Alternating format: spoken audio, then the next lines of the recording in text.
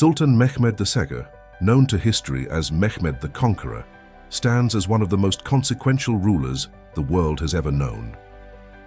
Born on March 30th, 1432, in Edirne, the then capital of the Ottoman Empire, he was the son of Sultan Mehmed II.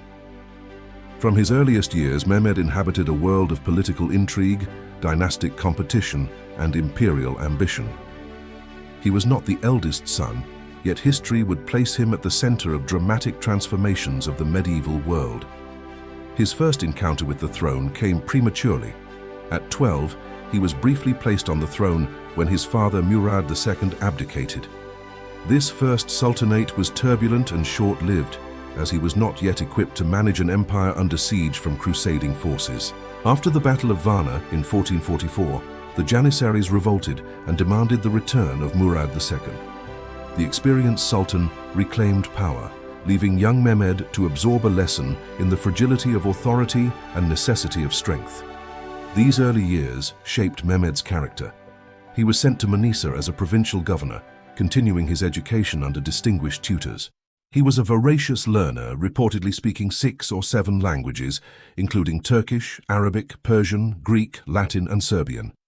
He was deeply interested in philosophy, literature, mathematics, astronomy, and military science, studying Alexander the Great and Julius Caesar. He was not merely a soldier, but an intellectual sovereign who understood conquest required more than military force. When Mehmed II died in February 1451, Mehmed ascended the throne for the second and final time at the age of 19. He moved swiftly and ruthlessly to consolidate power, ensuring no rival claims to succession. He dismissed his father's viziers and replaced them with men loyal to himself. This young sultan had a clarity of purpose. His attention turned almost immediately to Constantinople, the ancient city, capital of the Byzantine Empire. Surrounded by water and defended by the great Theodosian walls, it had long been considered impregnable. But Mehmed saw it differently. He understood it was a strategic vulnerability and a symbolic challenge to Ottoman supremacy. The conquest of Constantinople was not just a military objective, it was a historical destiny, almost a theological calling. His preparations for the siege were extraordinary. He commissioned the construction of Rumeli Hisari, a massive fortress on the Bosphorus. Together with Anadolu Hisar, it gave the Ottomans complete control of the strait, cutting off Constantinople from resupply by sea. He also oversaw the casting of enormous cannons under the supervision of a Hungarian engineer named Urban. These bronze bombards, some of the largest artillery pieces in the world, would prove decisive in the siege. The siege of Constantinople began in early April 1453.